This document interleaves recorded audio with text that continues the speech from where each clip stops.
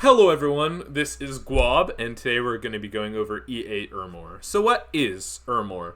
It's the great empire of Rome, home of trade, diplomacy, and steel, of reawakening foretold. They await the pankritor. So EA Ermor obviously comes before MA Ermor, which is, the death-heavy nation that everyone loves and adores. So this is before we fall into studying the dark sorceries of Tis and losing our way to the death and undead. We are a pretty regular human nation, but we have a lot of really cool attributes. We have the levies, which is the Tarius and the Gladiator, and these are really cheap, really low resource troops that are really strong and stick around until they take or deal damage. We have assassins, we have communions that are death, astral, fire, so we can get a lot of really interesting spells out there, like Bane Fire, Hordes of Skeletons, Darkness, Rigor Mortis. We have Sacred Medium Cavalry is kind of what I would call it, because their cav only has 10 protection, but they have recuperation, so they can last around for a long time. We have, troops that can throw javelins. We have some poison resistance troops. And we also have true healers. We have healer ones. We also have an order limit of +1, which means we can have more resource points. And we also have advanced forts, and we start with a fortified city. Advanced forts are basically castles. It's not that big of an advantage because castles don't give us extra CP for building commanders. So most of the time, that's not going to come up. And we also actually have some foreign recruit mages, which is nice for building up tempo, especially with how long cities take to build now. So let's kind of head and go over our troops. We have the Slinger, which is basically free for resources and recruitment points and costs 7 gold.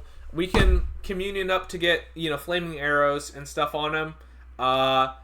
Or they can be amassed pretty quickly for siege chaff. Yeah, siege strength 1.0, siege defense 0.5. The only reason I would ever see you really use them is if you're into a nation that's going to be weak to fire, and you're going to be massing flaming arrows, or you just want them for the siege strength, which is definitely possible.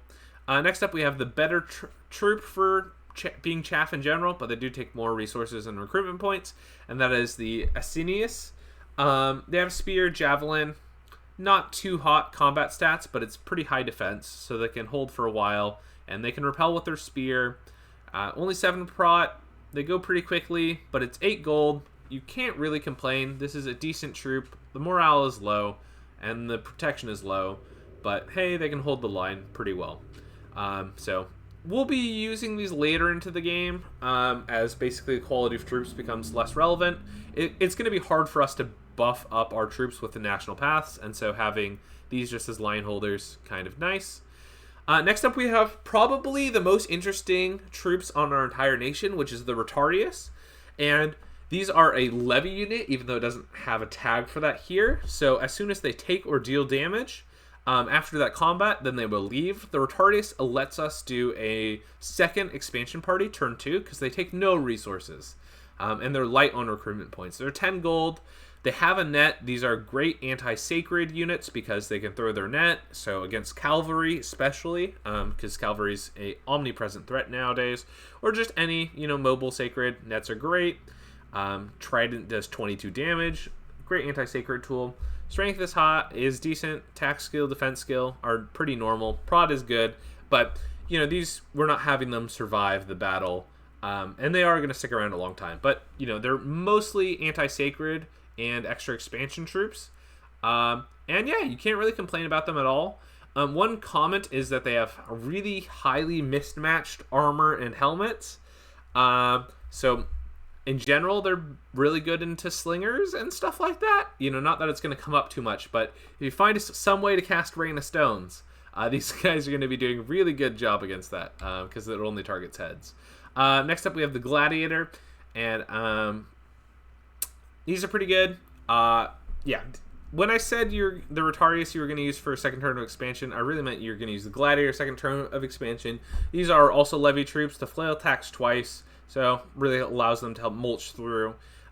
Basically the same stat profile as the Rotarius. They're great for anti-rush, and these are better against just general troops because the flail has the 2 attacks. But yeah, no, really great troops, really nice to have on your nation, especially if you're getting rushed or you just need some extra umph. We can get the umph that most people can only get from their sacreds just really easily there. We have the levy, kind of a base troop, has a little bit more morale than our cheaper version, and a little bit less defense skill, but overall just kind of a overall standard troop. Not really going to complain about it, but it's nothing to super write home about. We're probably never going to get the levy, because if we want just a line holder, we can get this Ennius instead. And they're 13 damage. Yeah, they do the same amount of damage. So, I mean, these guys will run first, but that's kind of fine. Next up, we have the Rorarius. Is that it? Yeah, that is it. Just slightly more defense. Great unit. Now has the tower shield instead of the other shield. More protection by 4. Good unit. They would be in the contention for what we'd actually be recruiting if we didn't have other stuff available that was just better. We have Lizard Auxiliaries, which unfortunately have lower map move than all of our other troops. But they do have swamp survival and they do have swimming. And they are cold-blooded and poison resistance. So if we get Foul Vapors up, which, you know, we do actually have not national paths for, but we have national summons to get Foul Vapors casters up, then we could use the Lizard Auxiliaries, but they're just kind of hard to use because they have lower map move, and they just have slightly worse stats. Yeah, but hey, you know, going to complain too much about him. Yeah, because he's map move 18 versus map move 12, so that's a very big difference. Next up, we have what I would consider your bread and butter troops, which is the Hastadus, and these have protection 11, so that's 4 more than our levy. They have 15 defense, 2 more than our levy troops. Importantly, also, they have a short sword instead of a spear, so they do 2 more damage, and they also have slashing, which after the piercing damage changes and the slashing changes, slashing is now the best damage type. And it's also nice, actually, that they swap between the two of them, just in case we're against higher damage troops. But slashing, really great. They're going to survive a long time for 15 defense. They don't take up too much resources and too much recruitment points, though it is pretty resource intense for before we clear a cap circle. But overall, great troops. They have javelins. This is quite a good troop and is a staple we can build our nation around. Next up, we have the Principe. They're 27% more expensive, and they have slightly better protection, slightly better attack and defense skill. And yeah, so they're quite good. Do they have lower map move? I think they might have a tiny bit lower map move. Yeah, they have two lower map move. But they just cost just that much more, and you know, their extra stats are not quite worth it. If you had a lot of buff spells, you know, that you're going to be dropping down, maybe you'd go the Principe, because then the extra stats are just worth that much more. But as it is, I think the Hastadus is quite a bit better. The Trares spear is nice, but they are old, and yeah, and spears are just not quite as good as they used to be. They can hold the lines pretty well, but your line holding troops you generally want to be really cheap, because their main job is just stay there and act as chaff. And so 15 gold is pretty expensive for that role, and 13 defense, you know, not that good. They're only doing 12 damage. It's like we're overpaying for these, and they have 4 less map move, so there's no chance that they're going to be moving to squares, and they take a lot of resources and recruitment points. So yeah, I don't like the Terrarius, but it's there if you want it. Standard Bear is always nice, increases morale by 1. Useful to have on a nation, especially with the omnipresence of fear everywhere. And next up we have the Equate. It's a medium cavalry, verging to light cavalry. I think that's still medium with 10 and 13 protection respectively. It has a lance and a broadsword, but it's 40 gold. We're probably not going to be recruiting this at all because we have just really good normal troops. Maybe if our opponent was massing mages or had other stuff, you know, like a small squad of Equiates to run into the opponent's back line, wouldn't be bad, you know, like an attack rear. But in general, there's just not too much of a use case for these, just because we have really good troops in general. And these cost like One Equiate would have to be worth 3 Hestatus, and that's just not the case. Yeah, and they're not even cheap resources or recruitment point wise, so you know, kind of mid. But we have medium cavalry if we need it, and there are times where medium cavalry is useful. And that's definitely for like maneuvers in battle, and like having a small squad of like 5 or 10 attack rear in battle can be the difference between a steady win and a loss, because it distracts all the opponent's mages. And next up, we have our Equiates of the Sacred Shroud. I mistakenly, so when I was doing my pre-release tier list for EA Ermor, I put EA Ermor in S tier because I thought the Equiates of the Sacred Shroud would actually be heavy cavalry, and these are unfortunately light. We can still make them work with a decent bless, and they do have recuperation, so even though heroism has just been nerfed, they take heroism really well because they stick around for a really long time. So just doing, I mean, we could do a fear, because fear is really good on cavalry. We could do like a fear, enchanted blood, heroism build, or, we could just do something like enchanted blood, undying, because undying is also great for our communions. Enchanted blood, undying. We'll go to blesses, and like there's ways you can make these work, and if you want to, you can always take quickness and kind of go for like a more Mimi strategy. These are just kind of not good enough. They were barely good enough. Like they were good enough in Dominions 5 for taking a heavy bless. I don't think they're quite good enough anymore to take a heavy bless, especially because we have great scales troops, and scales troops are better. And actually, I played a I played in a 1v1 tournament in Dominions 5, and my opponent was a Ermor, and they took a quickness bless on their Ermor, and their Equiates were, a force to be reckoned with. I was playing Pangea. I was able to win. Tangle Vines was decent. I also had quickness. Quickness is great for 1v1s. Their cavalry was something fierce to be reckoned with, and it's still decent. But our mounts aren't smart. We're not going to get a price reduction. They're not that much protection. So overall, kind of middling sacred, but you can still build a bless around it if you want to. We passed the scout check. We have a scout. It's 35 gold. That's decently cheap. Stealthy. Pretty good. We have it. Assassins. These are the standard human assassins. They have 1 poison dagger. 80 gold. Price increase because of Dom 6. But, hey, I like them. It's nice to have. We don't necessarily have a lot of water gems or a lot of, blood, which is what, in my opinion, actually glamour is also great with assassins now. Any of those 3 paths can forge really nice items, and we don't have them, but it's really nice to have with the assassins. Also, assassins in first war before people can gear up their mages and like assign a bunch of spells and stuff to them. Assassins are really great then. Centurion, just 100 leadership commander. It's great. Gives 1 extra morale, so we can get +2 morale for those pesky fierce plays. It's nice to have 100 gold. Can't complain. Next up, we have the Legatus Legionis, and this is phenomenal. It has it's going to be +3 morale once we combine everything together. If we're having massive squads of slingers, this is what we're going to be leading them with. Most of the time, this is a little bit overkill.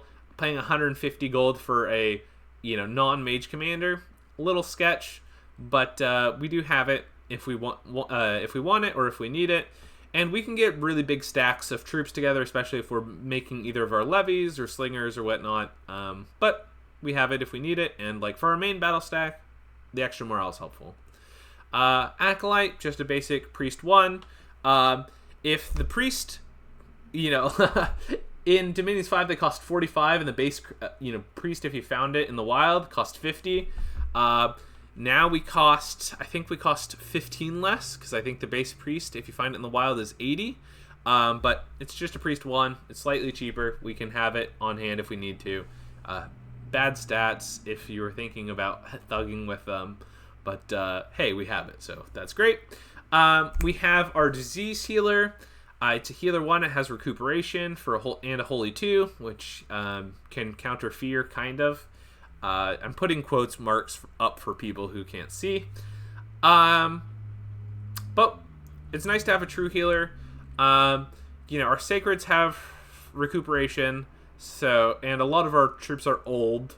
But if we're using Hestatus, we will get a lot of use out of healers, just keeping them topped up for experience wise. But yeah, I mean, like, I just I wish it was more applicable on our nation, but it is what it is. Augur, these are phenomenal mages. They're fire astral. They're great communion slaves. They're decent researchers. They have fortune teller 10. It's great to just fill up your labs with these, and they'll prevent bad events from triggering. They're good research, and you can use them as communion masters and communion slaves. Astral Fire Crosspath, in my opinion, is not too good in and of itself, but hey, if you get high fire in battlefield, you can cast Falling Fires and stuff like really big. So, hey, nothing to complain about, and it's really nice to have Astral Slaves as your research mages, just because then you have a lot of flexibility with your deployment. And next up, we have what I would say truly makes Ermor like a firepower. I would say it's a mix of the levies, our great troops, and then also the Augur Elder. And this is just a death, astral.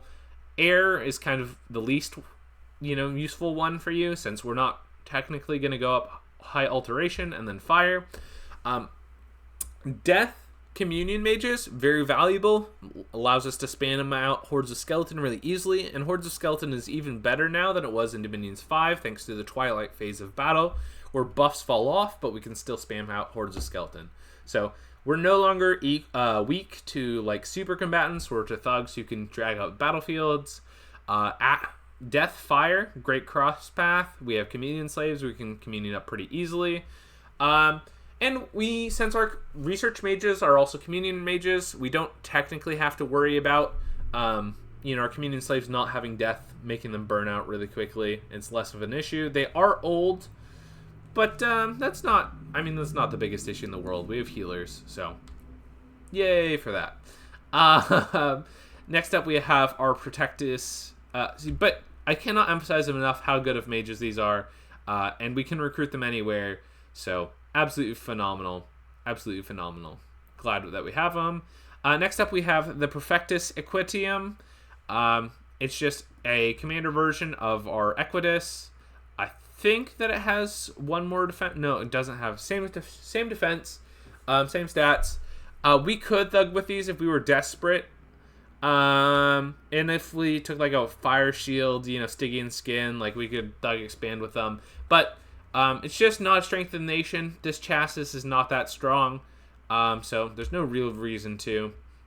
But if you really wanted to do it, you could.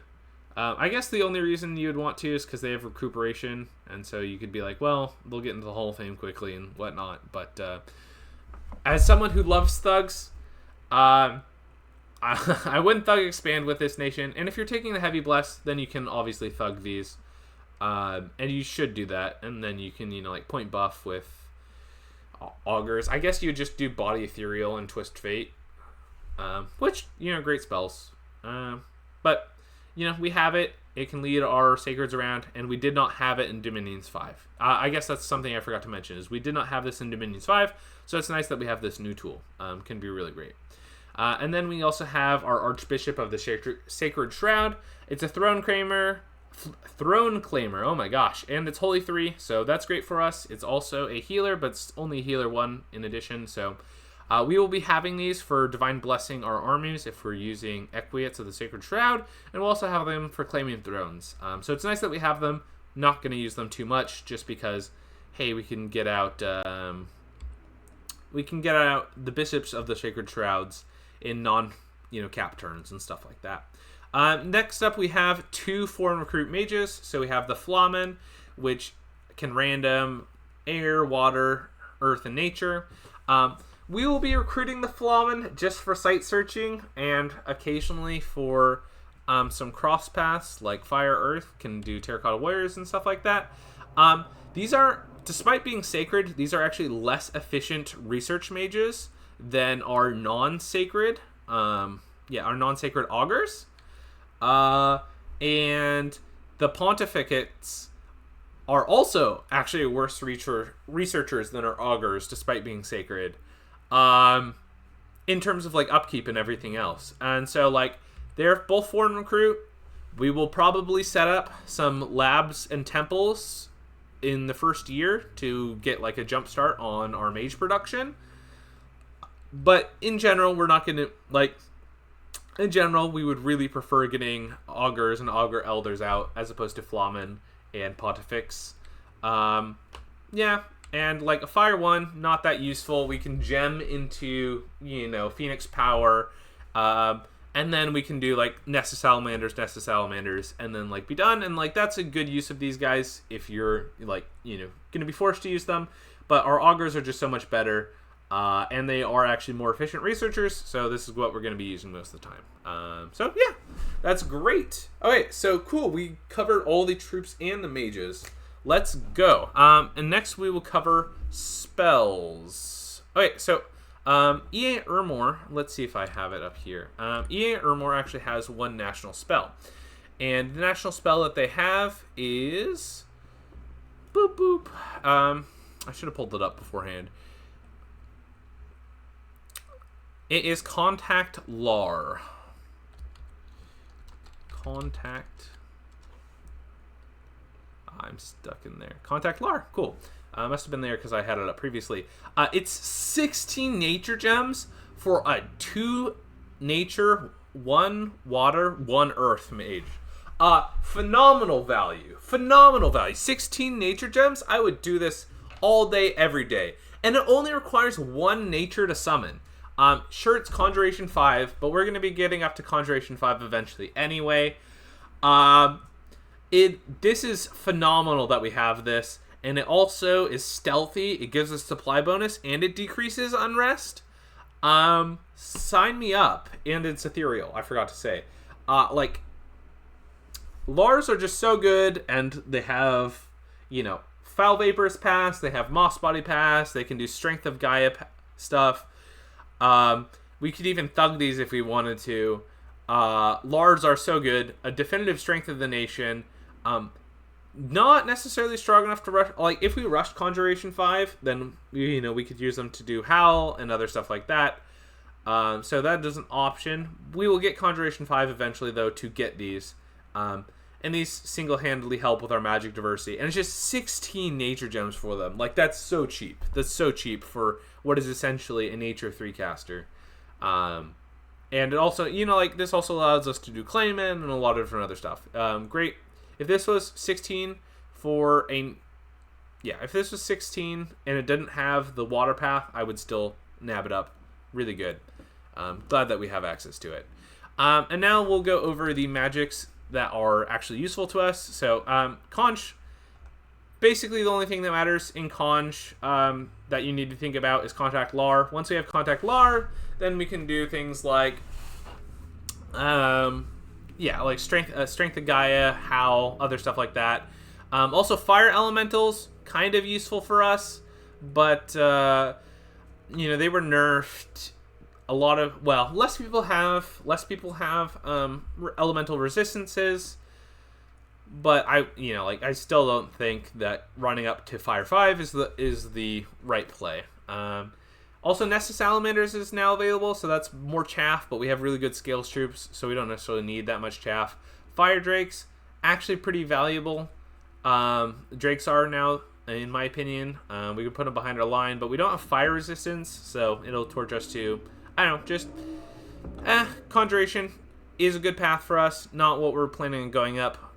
What are our options, though, for going up at the start of the game is Evocation or Enchantment. And so if you go up Evocation, you get really good things like Banefire Dart, which is Fire Death Crosspath, causes decay. Also really good against people's sacreds. It does 15 damage. Arm Piercing, we get Falling Fires, we get... I actually have never used Hidden Flame, I'm not gonna lie. Hidden Flame, Horrors of the Void.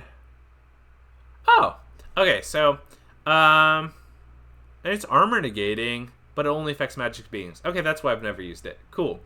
But yeah, like Falling Fire's great big AoE spell. Bane Fire's great. Nether Bolts, they cause Feeble Mind, pretty useful in their armor negating.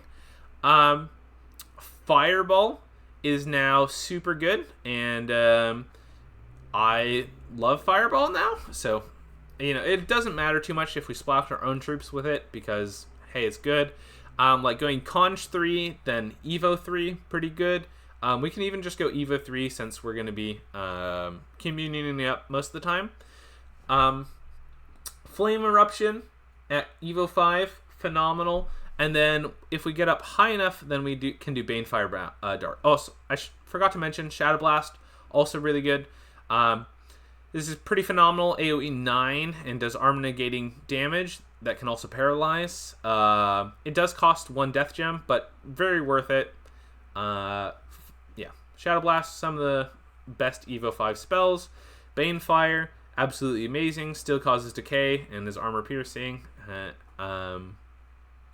There's a reason that people love Banefire.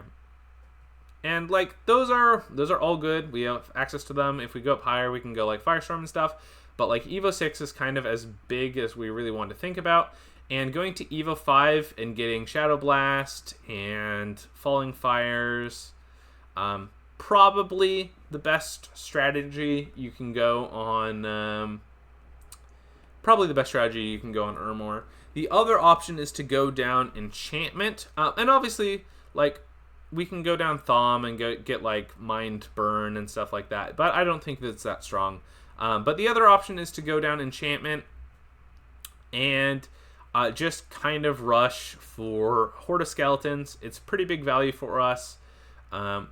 We can also do... I think we also can do Pale Riders pretty easily.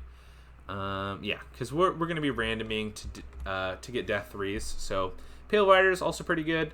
Horde of Skeletons, pretty phenomenal.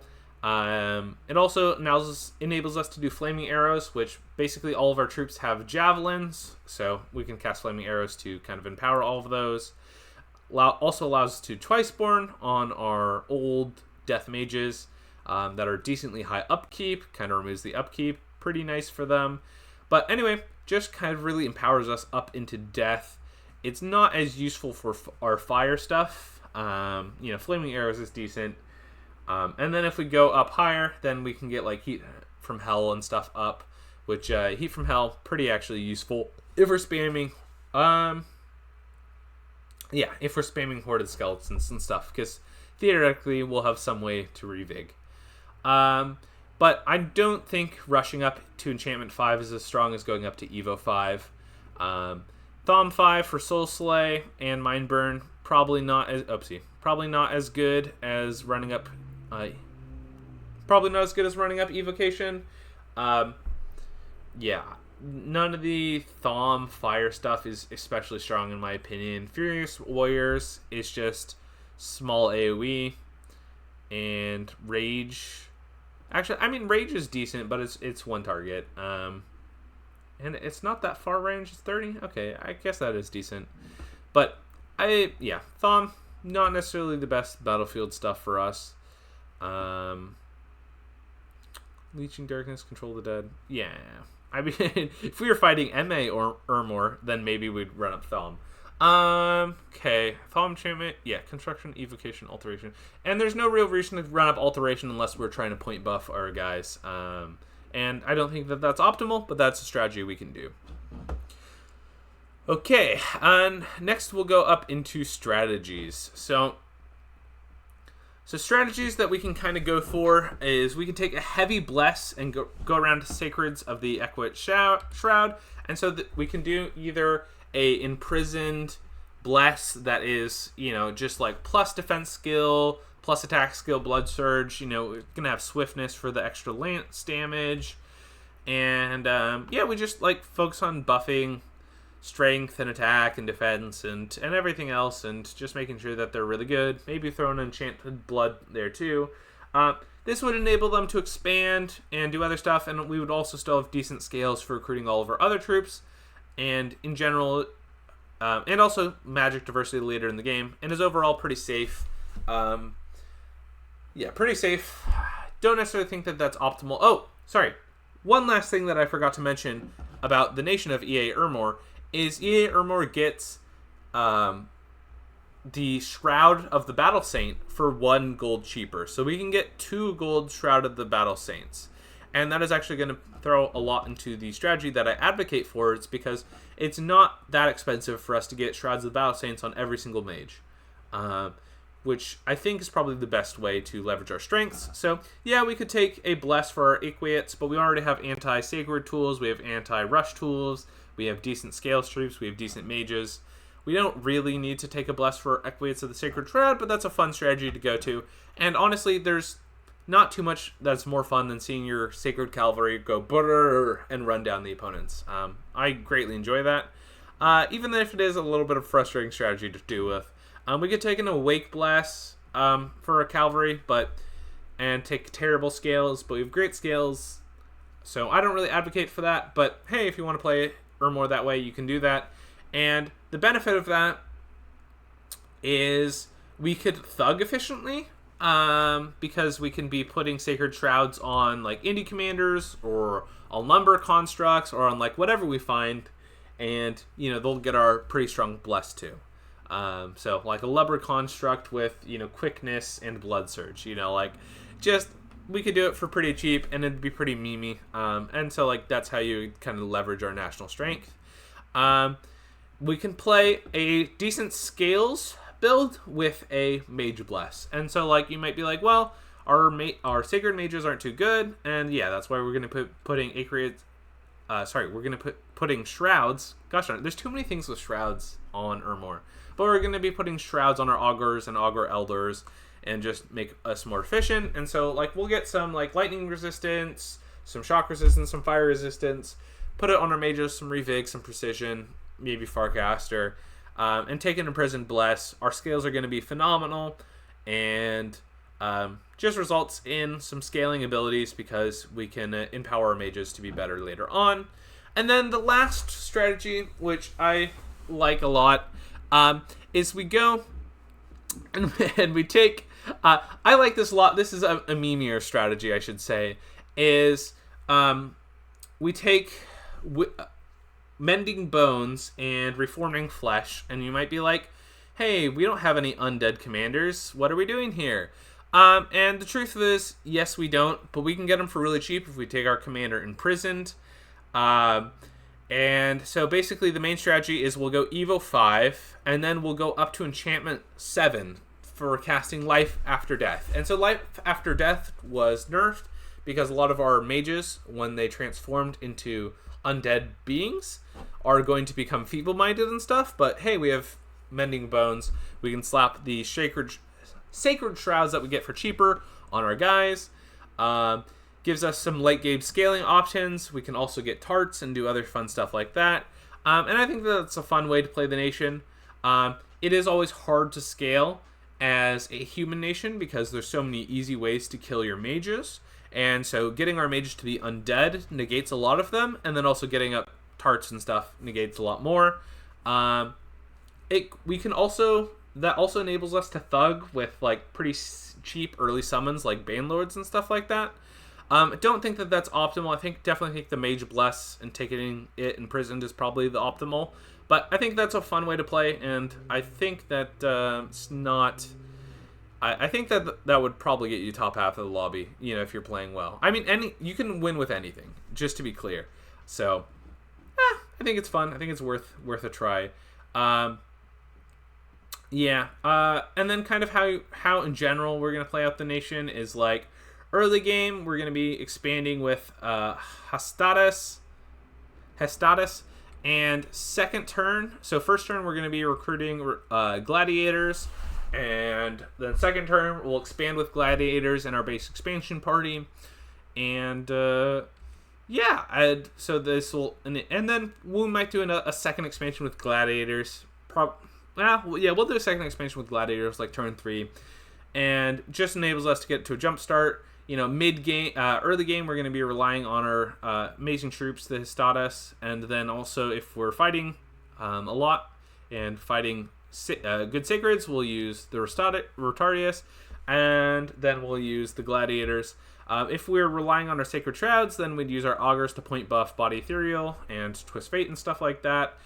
In the mid game, we're going to be relying on our Communions and either like Hordes of Skeleton, Banefire Darts, Falling Fires, stuff like that. With a line of Hestatus at the front, and our Hestatus are going to die, but that's kind of their purpose, to be line holders. We might even swap to our Incancius then, but these guys would run too quickly if we don't have Hordes of Skeletons and stuff out like that.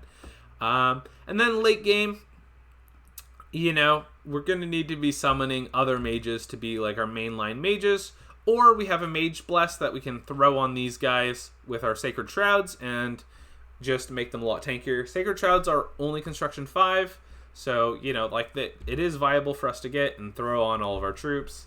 And we do even get some Pearl income. I wish we got some more Death income as opposed to Fire Gem income, but it's what we have available.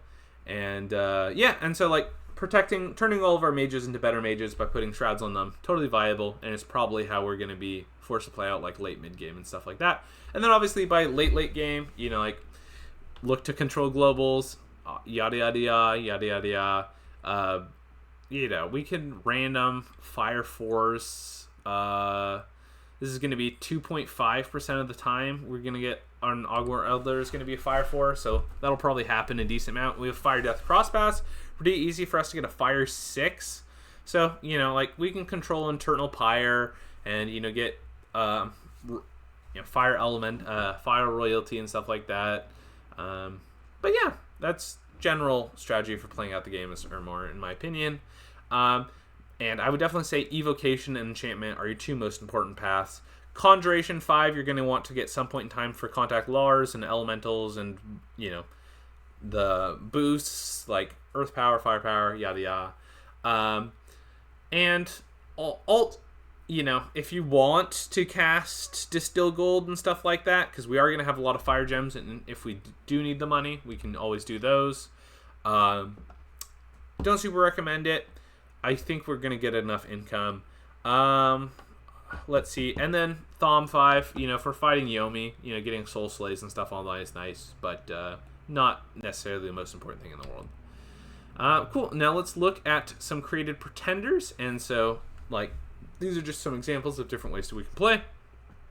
So this is in Prison Scales Mage build.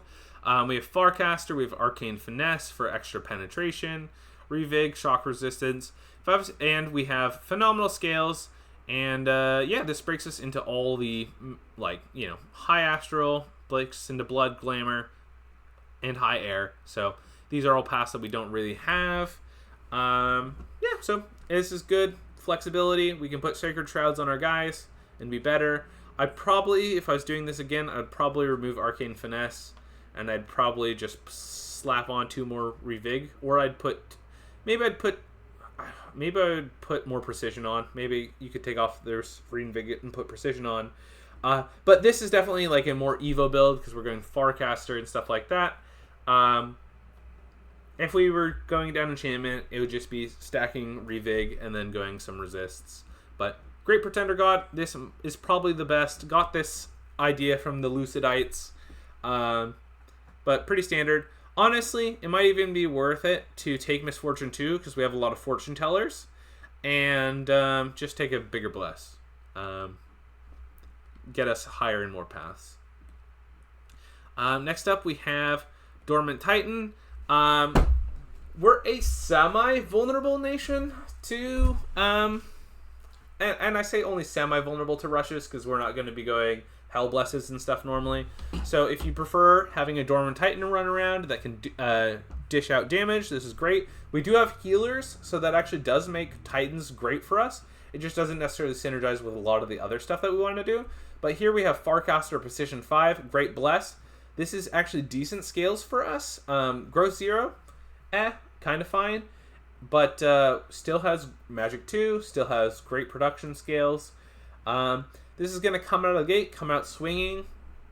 Gets us High Astral. We have decent air. We can always empower 1, so we can just do Summon Draconians. And then Earth is pretty easy to boost up. So yeah, can't complain about this. And Athena, which is this chassis, is a combat caster, so she's going to be exceptionally resilient, and she doesn't have to really worry about magic duel, with Astral 6. I'd be quite happy running this chassis, and if I was in with a bunch of aggressive nations or aggressive players, this might actually be optimal, because if you're facing 2 people, this really helps you buy time while you get your Evo research up. And once you get your Evo research up, forecasting fireballs with precision 5 and Banefire darts and stuff like that can really help deal with high quality sacreds. Here's a Cav example for if you're doing an imprisoned scales Cav build. 1 screen, great scales, Undying 5, Blur, Strength of the Flesh, Blood Surge. Did expansion tests with it. You expand like a dream. I changed it from Enchanted Blood to Blood Surge just because Blood Surge feels better for expanding. Your Cav Nation, not Calv. There we go. I corrected myself. I told my fiance about people teasing me because I keep saying Calv, and she teased me too. There was no mercy there. And then we also have Dominion 7, so we can get out 7 of these a turn. Yeah, makes expansion a breeze, but expansions are already not too bad with us.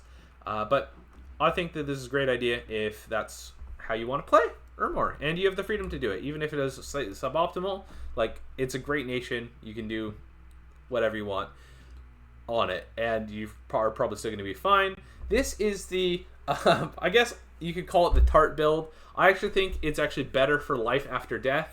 And we're going to be going up Enchantment 6 anyway, so Enchantment 7 is not too much of a stretch.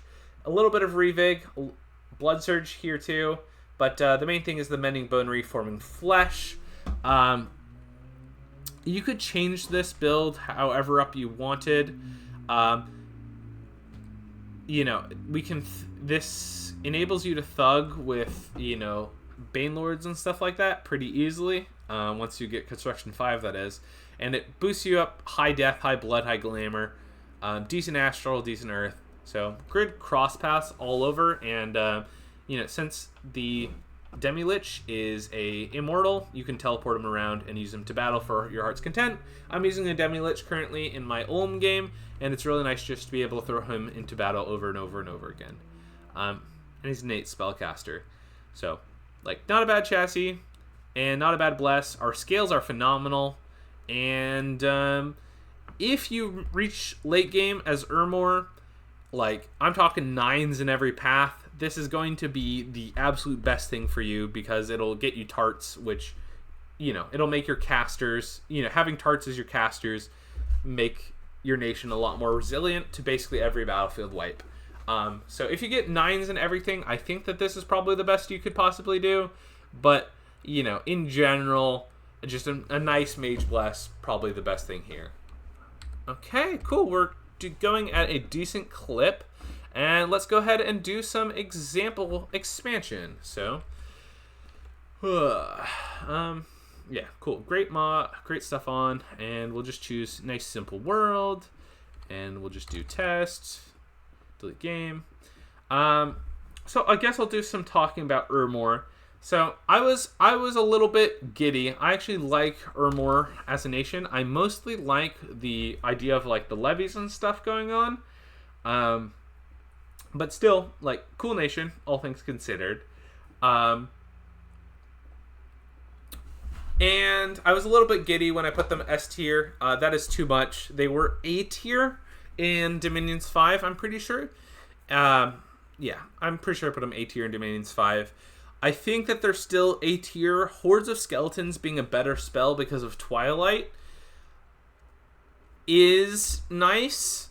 But, there's more troops and stuff online. Not too many nations have communable death mages, and so, that is a really big bonus. That is really nice. Fire Death Crosspath, great. Banefire is a incredible spell. And, all things considered, pretty efficient nation, because not too many nations have phenomenal scale. Well, yeah, not too many nations have both phenomenal scales troops, great mages, and then also decent sacreds, and we have all three. I guess Arcocephali has all three. I don't think Arcocephali has quite as good of mages as we do, though. Though their sacred is better. But like, yeah, I mean, I think we have a lot of really great things going for us, going for our nation, and I mean, like, I can't complain. I think that we're definitely still A tier, and if like if spamming, you know, I'm sorry, I'm distracted because of this. But if like spamming, shoot, we need to recruit another commander. I always forget that. If spamming hordes of skeletons becomes like one of the best strategies in the game again, because hey, it's been that way in the past, then we could be in major business. If it's not, well, then like that's fine too. It's not the end of the world.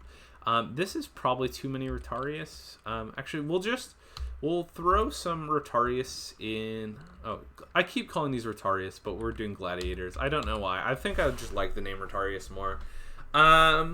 Yes, but you know, we even do decently into the late game. Twice boarding our Augur Elders is pretty cheap because they're only size 3, and it lowers their fatigue load, it lowers their upkeep, it does a lot of other really nice stuff for us.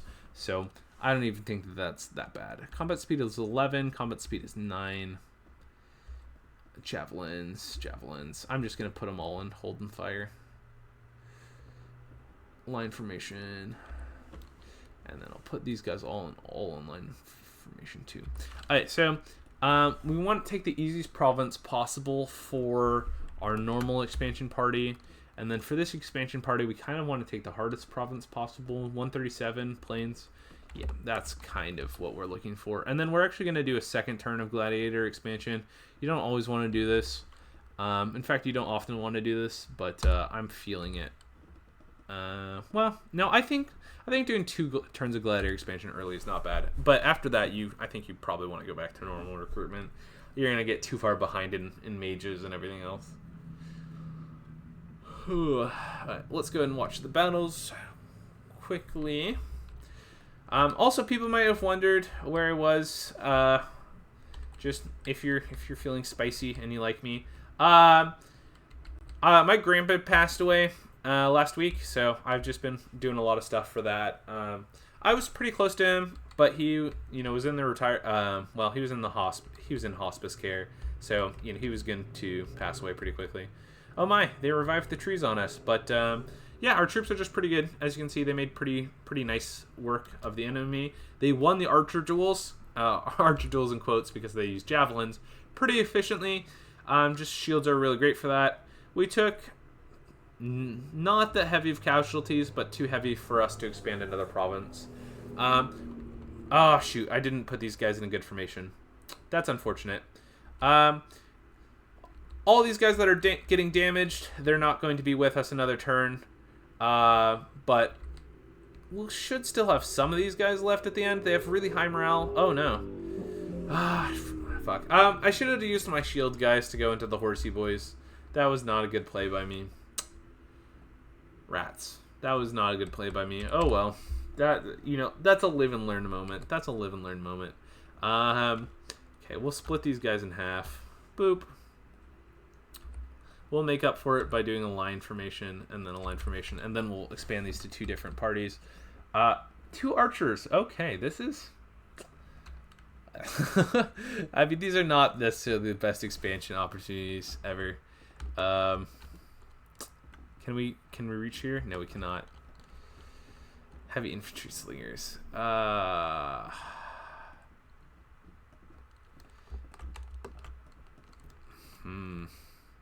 Oh, and he can't even go there. Barbs. We can't reach the barbs, can we? No, we can't. Can we reach here? Okay, this is what we're going to do. I feel good about that. Instead of hold attack, we'll just have attack.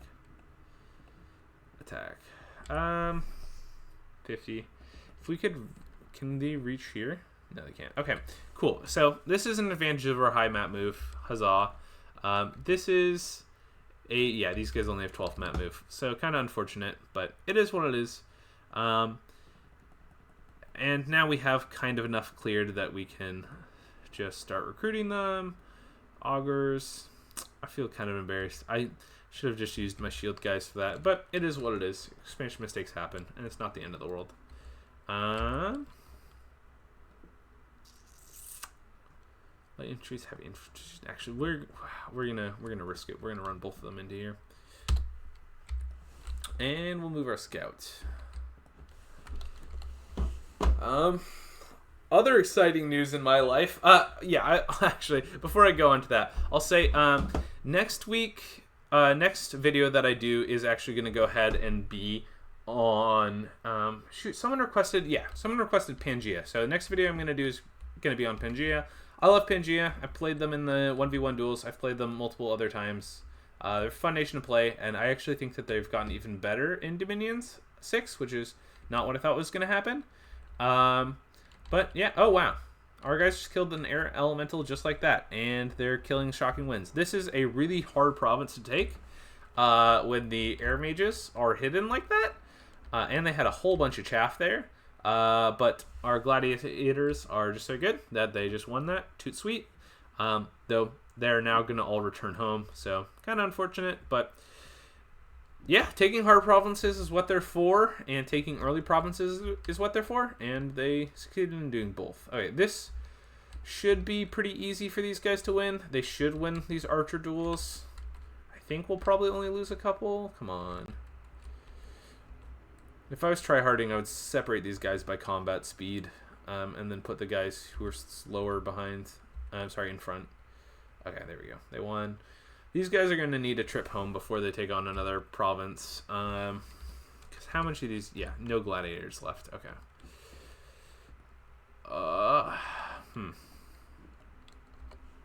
16. What we could do... So we can use our commander as a mule and just merge these two together, which I think is probably our best option here. Let's see if there's any foreign recruit. Dear Tribe Warriors. Alright, we have a lot of money, and we don't have a lot of troops. S.S. Cool. So we'll send both these guys here to help clear a cap circle faster. We could recruit these archers, but I think I'd rather recruit...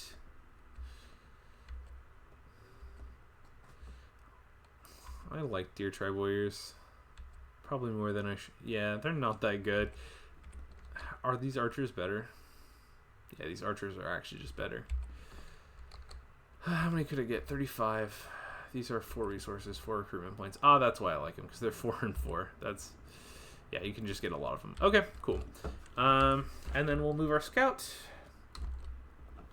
So as you can see, I failed my gladiator expansion. That is something you should consider. Well, my first gladiator expansion. They are weak, since they have no shield. They are weak into the massed archer fire that some indie provinces can have, but it really is not that big of an issue overall.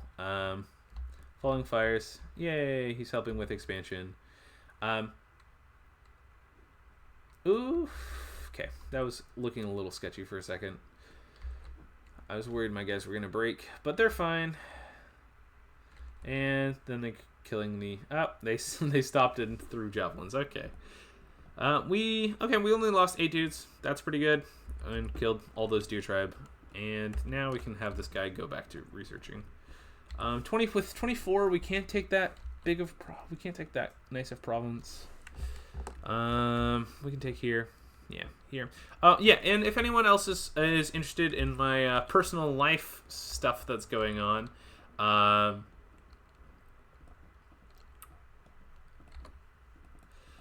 am getting married in about a month, so I'm pretty excited about that. And then I'll go on honeymoon for a week. I will actually record a video for the week that I'm gone, so... Hopefully that'll tide you guys over, but I will definitely be gone during that time. But yeah, I'll set a video to release and should be good there. Evo 5 and Scout. When you guys are watching my expansions at the end of my YouTube videos, I don't exactly know what you guys want. Like, this is kind of just pretty standard expansion. I've made some mistakes, so sorry about that. But, you know, it happens. It happens. Yeah, I guess I'll go ahead and do a national overview while I'm doing my last turn. So, overall, Ermor. Oh, wow. That was bad. I should not have risked that. I thought the Deer Tribe Warriors would be enough to tide up my numbers. Okay, well, those guys won at least. Anyway, Ermor, overall, great nation. Has high death, high, decent astral, and communion mages that are also great researchers and fortune tellers. Sign me up. They have amazing scales troops, especially the Hastadis. And they can even use some leves and stuff if they're being fancy. They also have really cheap standard bearers, so that's great. They have decent medium cavalry sacreds, but just because of how good our normal troops are, I wouldn't recommend using them. We also have pretty mediocre forward recruit mages. You only need them if you want to set up things. Oh, we got a library over here. Nice. That's worth it. Yeah, it's 120 gold. Astral 1 mages. Yeah, those are good. Sorry. I interrupted my thoughts. Yeah, so good mages, pretty efficient. Good troops, pretty efficient. I love hordes of skeletons as a spell. This is a great nation for that. And though those guys are not going to win any day of the week. We can't cross over there, so might as well go back home. Yeah, so what's not to love about the nation? I guess it doesn't have necessarily as exciting things as other nations have, but I think doing twice-born shenanigans with kind of a mending flesh, mending bones bless is kind of exciting, pretty fun. So yeah, I like it. You can see Ermor's handle unexpected amounts of pressure. Just because of their Rotarius and their Gladiators, they can handle really nice blesses.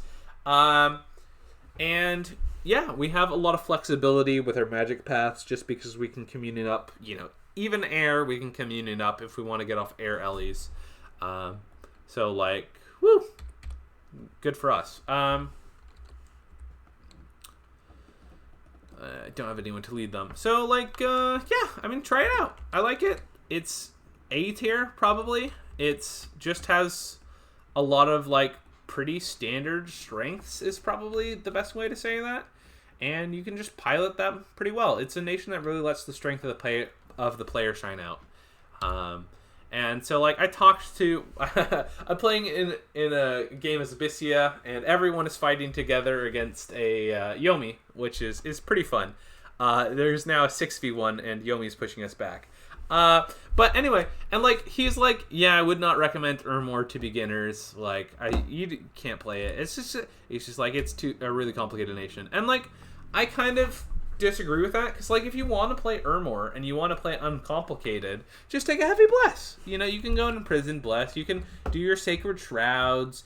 Equates of the sacred shroud. You can have fun doing that. You can go up alteration to alt 3 and point buff body ethereal. And then, just have fun. This is a flexible enough nation that, you can kind of play it not any way that you want, but there's multiple ways to play it, and there's multiple ways to have fun. And, it's just really fun to see the cav go brrr, and just run over people. That said, if you're not taking a bless and you're not taking a dormant titan, and I don't even think that then it necessarily takes, I guess past mid-game, it can be a pretty hard nation to pilot, because, Hordes of Skeleton or Banefire are, your early rush targets, and then, where do you go from there? Because, you don't necessarily really want to rigor mortis your own army. You don't want to... Darkness is a great spell, but, where are we going to go? What battlefield wides? How are we going to protect all of our troops? How are we going to get magic diversity up? There are some questions about that. And I think we can answer those questions, and I think we can do it pretty boldly. So I guess overall, I think you can play Ermor as a noob and be totally fine. Just go with a heavier bless and have fun. Like my first games, I just played Niflheim. Just went like regeneration, fortitude, and you had fun and you figure things out because people can answer your question. With a heavy sacred, you're posing a heavy question, and if people can answer it, then you need to figure out an answer for that. And that's kind of like the rock paper scissors, the back and forth of Dominions, and that's kind of what makes it so fun. So yeah, I mean, I do recommend it for early people. It's a fun nation to play. I think MA Ermor is especially fun to play, but that nation gets banned and people will attack you, and so I would definitely not recommend that for beginners. But yeah, it's fun. Play it. It's still A tier. Our sacreds are worse though, which is unfortunate. But other things are better, and now we have Sacred Leader, so hey, maybe that helps make up for it. Anyway, thank you guys for listening. Let me know what other nations you want me to do. I currently have Pangea and then a MA tier list in the pipelines. But yeah, just let me know. And if you're still listening by the end here, even though I was rambling on for the past 15 or 20 minutes, might as well subscribe. Thank you guys for watching, and peace.